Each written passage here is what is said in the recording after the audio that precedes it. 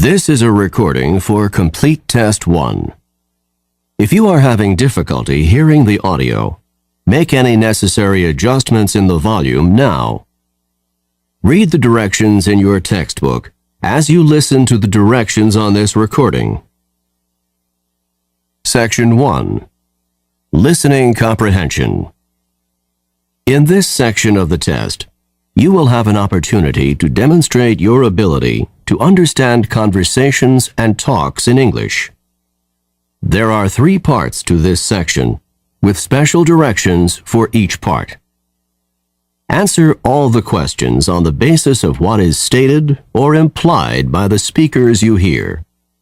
Do not take notes or write in your test book at any time. Do not turn the pages until you are told to do so. Part A. Directions. In Part A, you will hear short conversations between 2 people. After each conversation, you will hear a question about the conversation. The conversations and questions will not be repeated.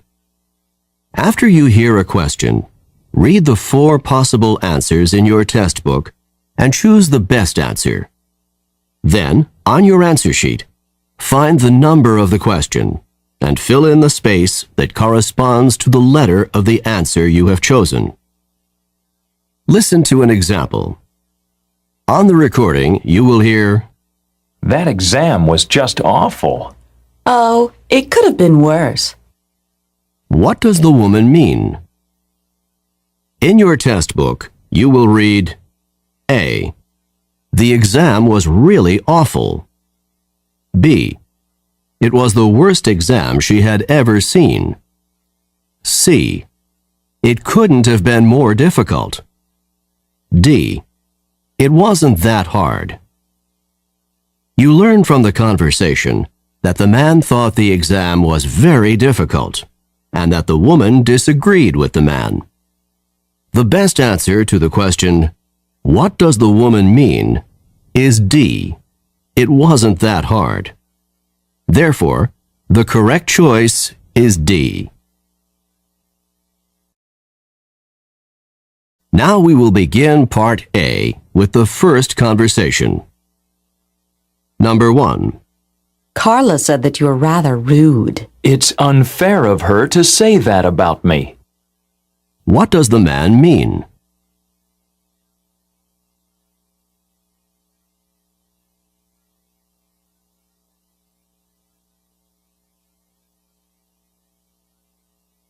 Number 2. I don't think this painting is very good. It's better than the first one, isn't it? What does the woman say about the painting?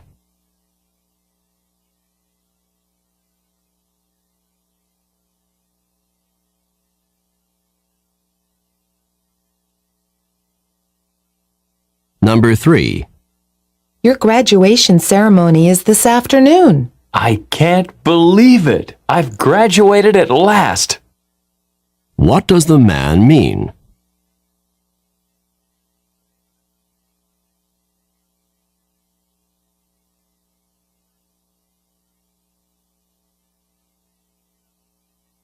Number 4.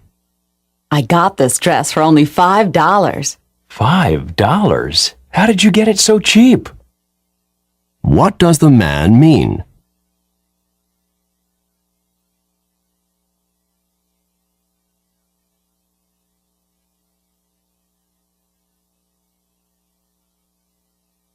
Number 5. I just got my 3rd parking ticket this week. Why don't you try putting more money in the parking meter when you park your car? What does the woman suggest that the man do?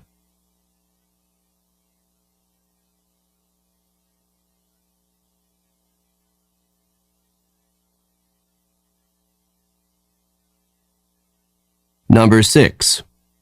Were you able to get hold of the book that you wanted?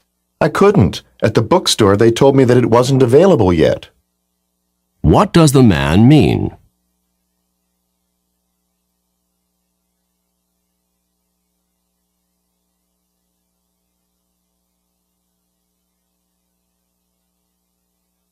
Number 7. Professor Mitchell's lecture certainly went on and on for quite some time. I thought he was never going to finish. What does the man imply about the lecture?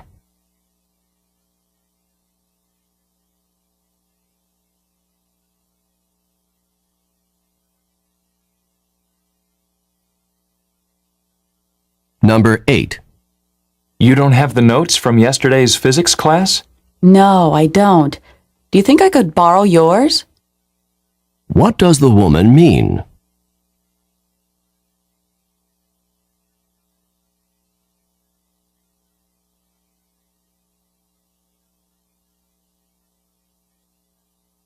Number 9. You said that you wanted to go shopping this afternoon. What do you want to get? I think I'd like to get my dad a new wallet for his birthday. What does the woman mean?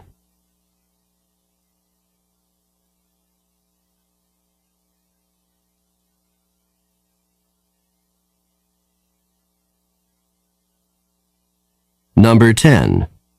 You didn't go into the pool, even for a quick dip? I put my big toe in and decided that the water was too cold for me. What does the man mean?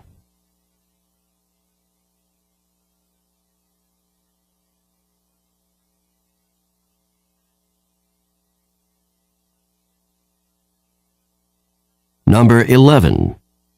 Do you know where your sweater is? I think I left it at my sister's house, but I'm not sure.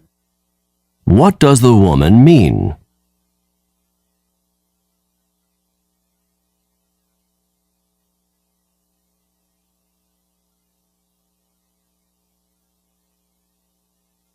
Number 12. I need for you to work on these new accounting reports. But I scarcely have time to finish the ones I already have. What does the woman imply?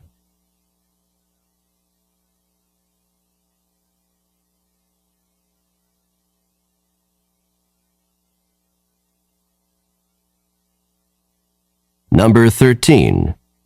How much longer do you think you're going to stay on that exercise machine? I give up. What does the man mean?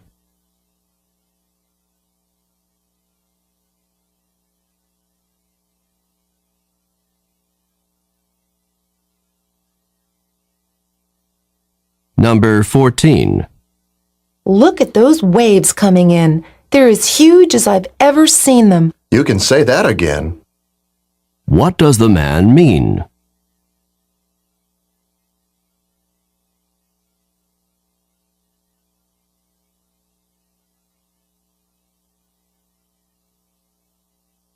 Number 15. Are you ready for the political science exam today? I stayed up all night studying for it. Didn't you know that the professor put it off until next week? What does the woman mean?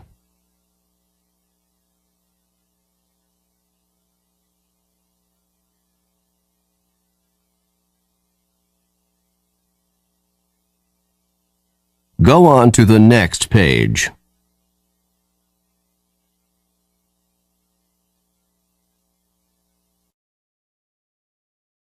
Number 16. I haven't turned in my scheduled change form yet. Do you think that's a problem? You haven't turned it in yet? It's absolutely essential that you turn the form in immediately. What does the man mean?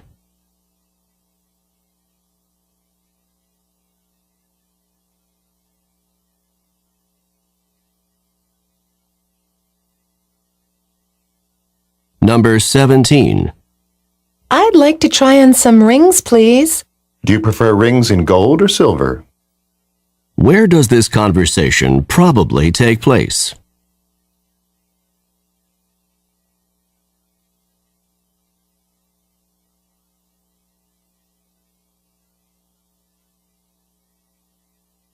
Number 18. Look at this. You made an awful lot of long-distance calls last month. I called my family even more than usual. That's why the bill's so much higher than usual. What are the man and woman probably discussing?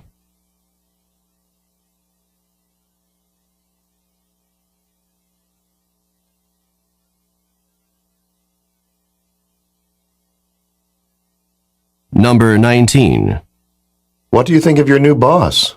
I couldn't be more impressed with him. What does the woman mean?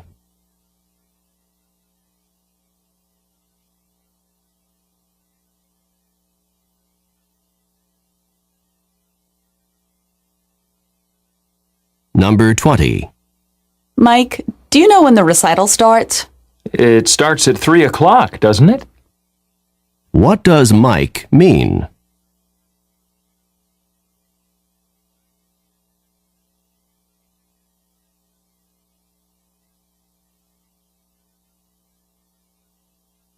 Number 21. If your tooth is hurting you so much, perhaps you should see your dentist right away. I don't really want to, but I guess I don't have much choice. What will the man probably do next?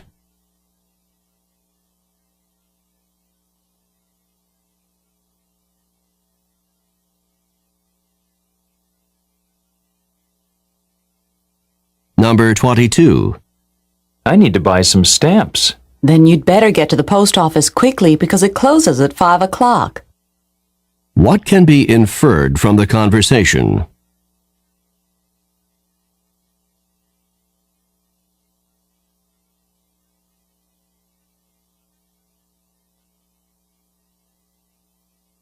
Number 23.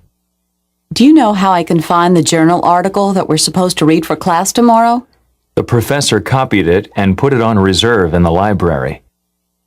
What does the man mean?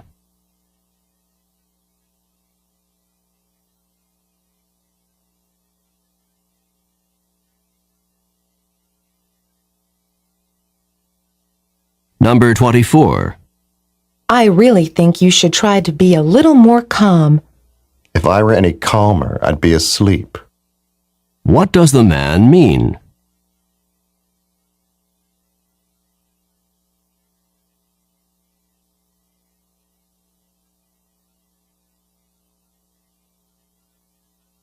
Number 25. I don't think that news report can possibly be true. Neither do I. What does the woman mean?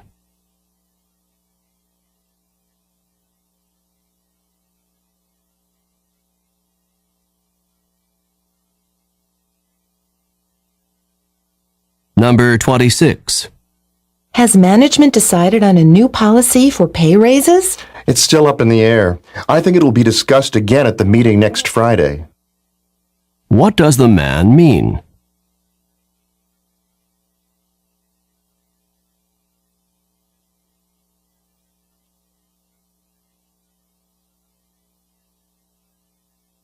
Number 27. I can't believe it's snowing today. It wasn't exactly unexpected. What does the man mean?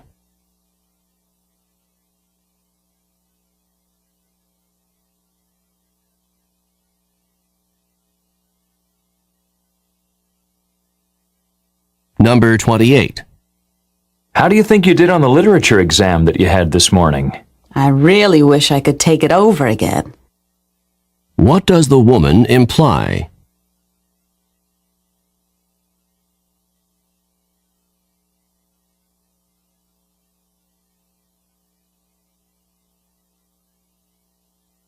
Number 29. You didn't have to wait outside. You could have just opened the door and walked right in. So the door was not locked. What had the man assumed?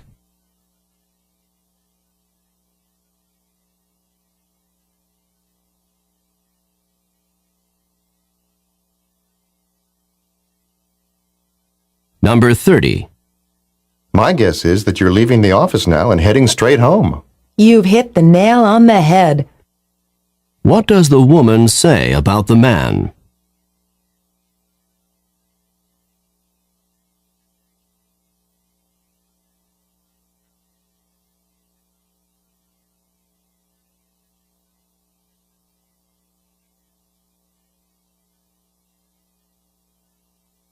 This is the end of Part A.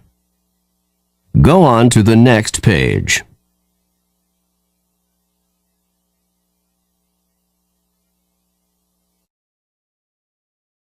Now, read along with me as I read the directions for Part B.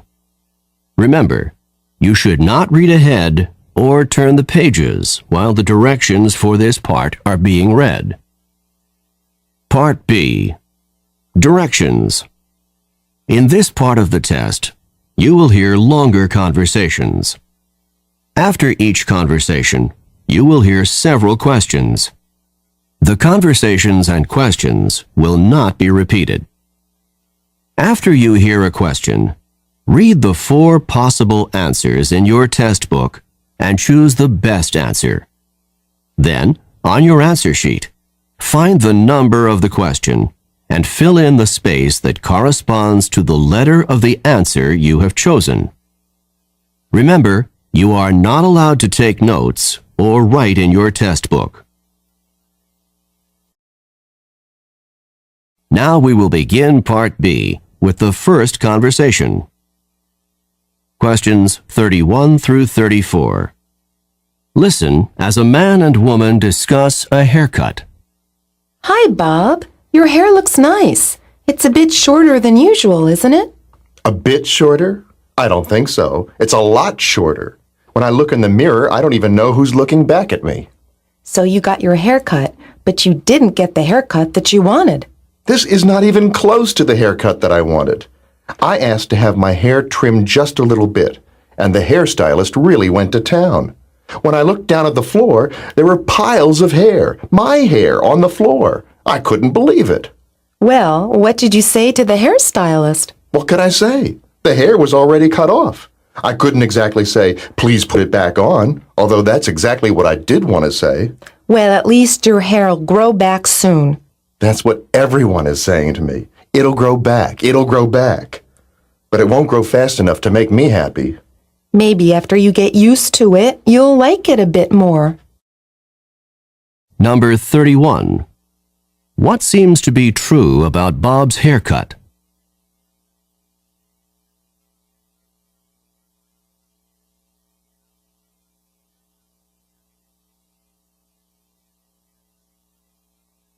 Number 32. How does Bob seem to feel about his haircut?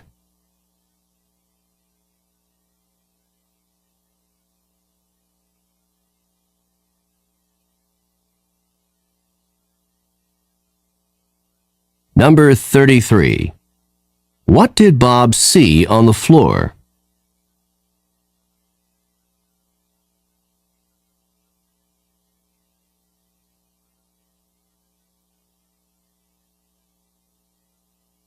Number 34. What do people keep saying to Bob?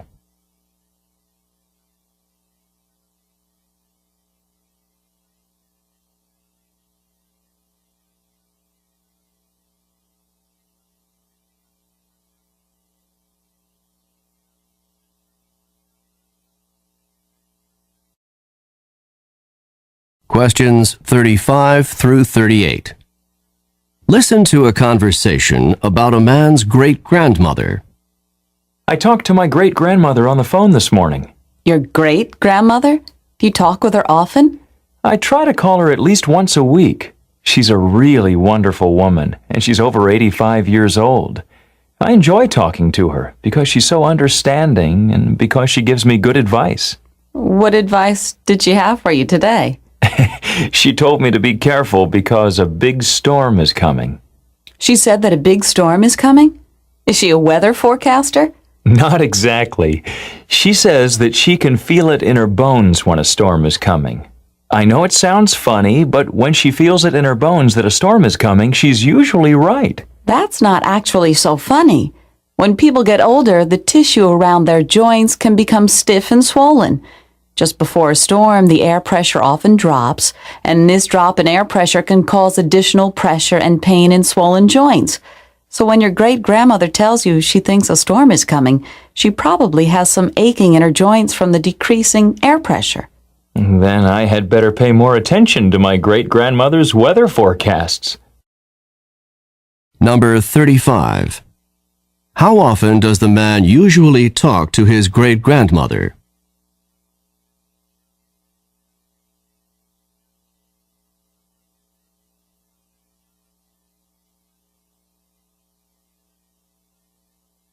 Number 36. What did the man's great-grandmother tell him on the phone this morning?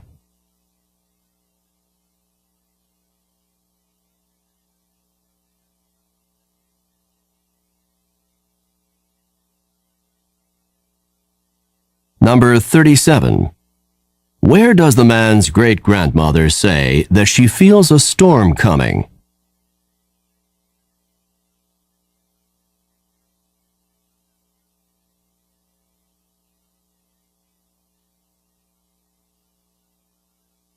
Number 38.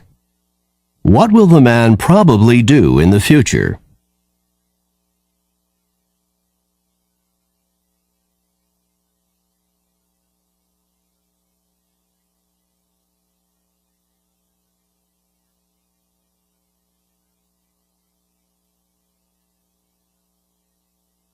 This is the end of Part B. Go on to the next page.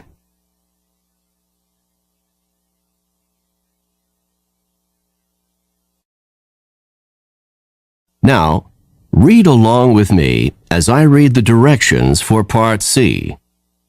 Remember, you should not read ahead or turn the pages while the directions for this part are being read. Part C. Directions. In this part of the test, you will hear several talks. After each talk, you will hear some questions. The talks and questions will not be repeated. After you hear a question, read the 4 possible answers in your test book and choose the best answer. Then, on your answer sheet, find the number of the question and fill in the space that corresponds to the letter of the answer you have chosen. Here is an example. On the recording, you will hear, listen to an instructor talk to his class about painting. Artist Grant Wood was a guiding force in the school of painting known as American Regionalist, a style reflecting the distinctive characteristics of art from rural areas of the United States. Wood began drawing animals on the family farm at the age of 3, and when he was 38, one of his paintings received a remarkable amount of public notice and acclaim. This painting, called American Gothic, is a starkly simple depiction of a serious couple staring directly out at the viewer.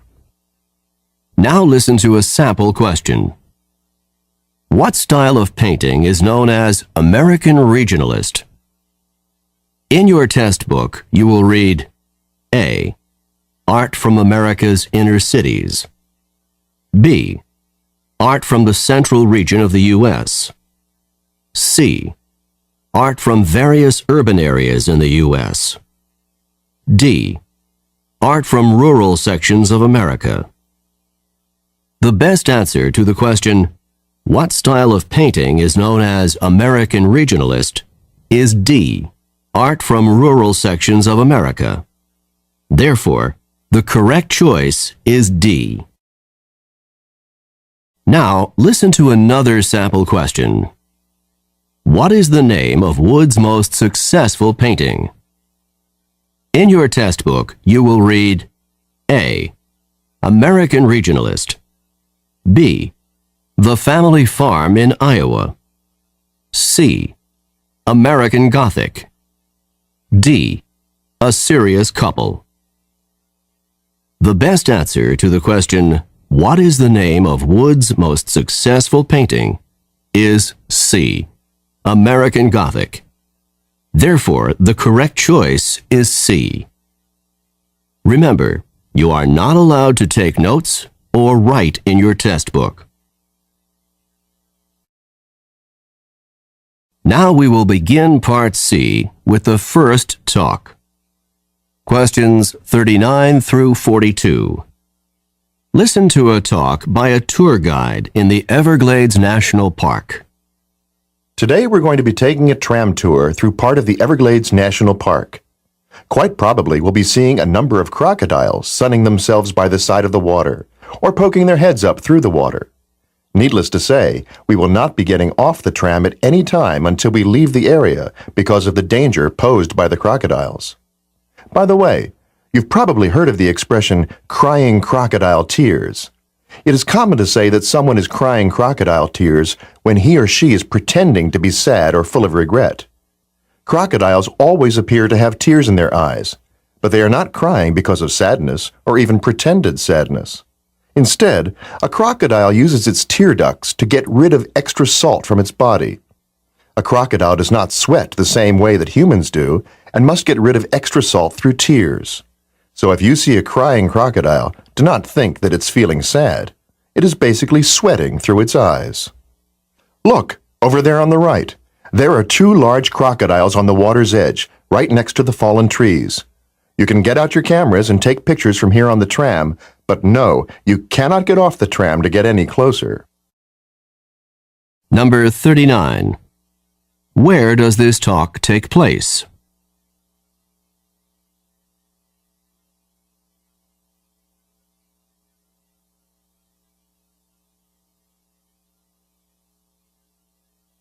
Number 40. What does the expression crying crocodile tears mean when it is used to describe humans?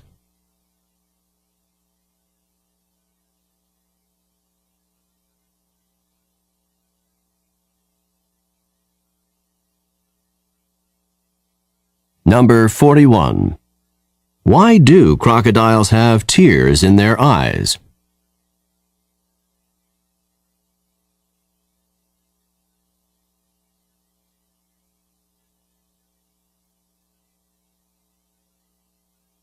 Number 42. What does the tour guide recommend?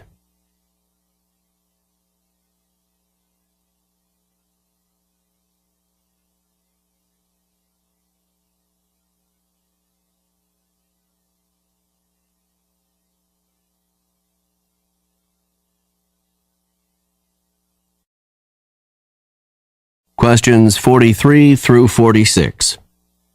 Listen to the following lecture by a university professor. Please take your seats now because I would like to begin today's lecture. Today, we will be discussing one of the more elegant and distinct forms of 19th century transportation, the clipper ship. Clipper ships of the 19th century were the graceful, multi-sailed, ocean-going vessels that were designed for maximum speed. They were given the name clipper ship in reference to the fact that they clipped along at such a fast rate of speed. Clipper ships were constructed with a large number of sails in order to maximize their speed. They often had 6 to 8 sails on each of the masts, and ships commonly had 3 and perhaps 4 masts. The speeds that they achieved were unbelievably fast for the era. Clipper ships could, for example, accomplish the amazing feat of traveling from New York to San Francisco in less than 100 days. Clipper ships first came into use in the United States in the 1840s. They were originally intended to make the trip from New York around the tip of South America and on to China in order to transport tea to the United States. Once gold was discovered in California in 1848, clipper ships were immediately put into use to carry large numbers of gold prospectors and large amounts of mining supplies from the East Coast to California. With the success of the American clipper ships, the British began their own fleet of clipper ships to transport goods from the far reaches of the British Empire. That's all for today's class. Don't forget that there's a written assignment due on Friday. Number 43. In which course would this lecture most probably be given?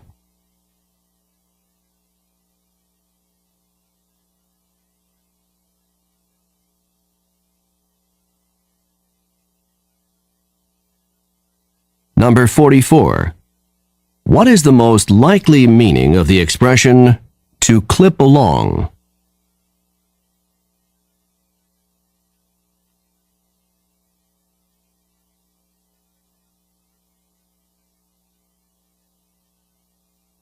Number 45. What were clipper ships first used for in the United States?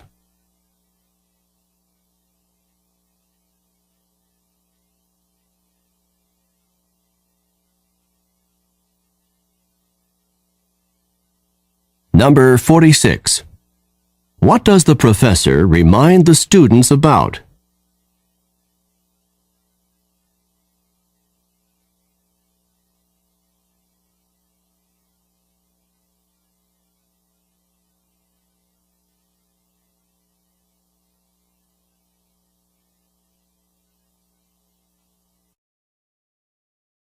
Questions 47 through 50.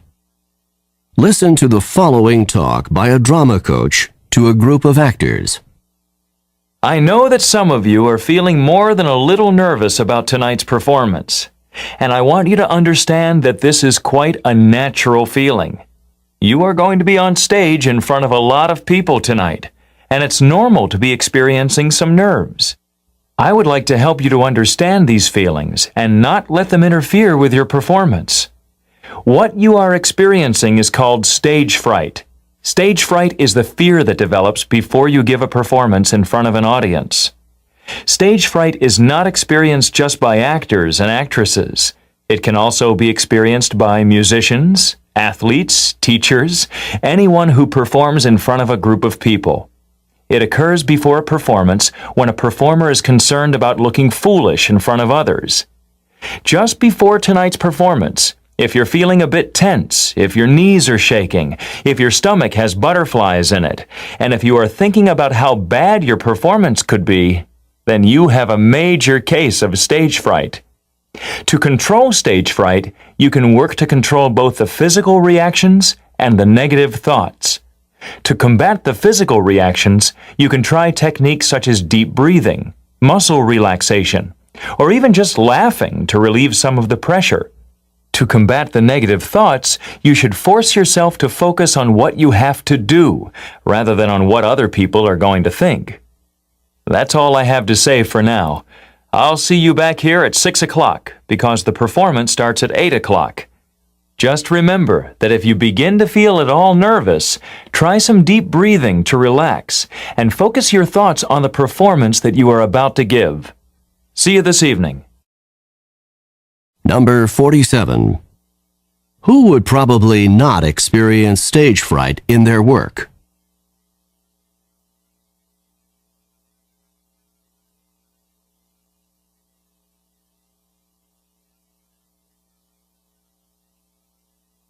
Number 48. What physical reaction might someone who is experiencing stage fright commonly have?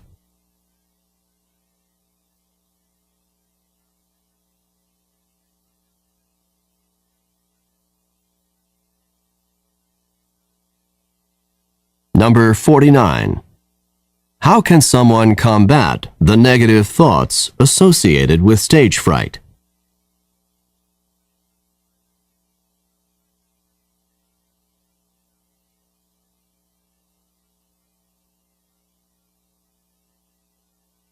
Number 50. When should the actors arrive at the theater?